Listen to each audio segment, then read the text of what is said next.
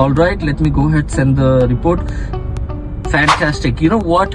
One of my clients in DFY, Done For You services for Meta Ads, asked me to send her the report to check which of her ads from last 3 years has performed the best, and now just create more ads based on those concepts.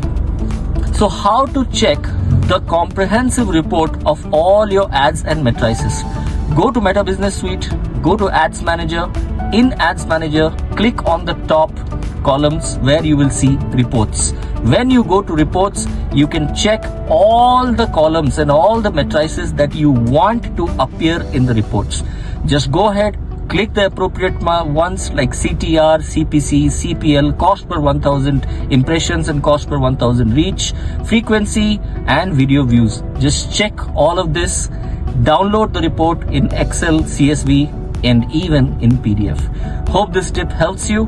Get a comprehensive report of your ads, because you should be studying which of the ads gave you the best results and just create more ads based on those concepts.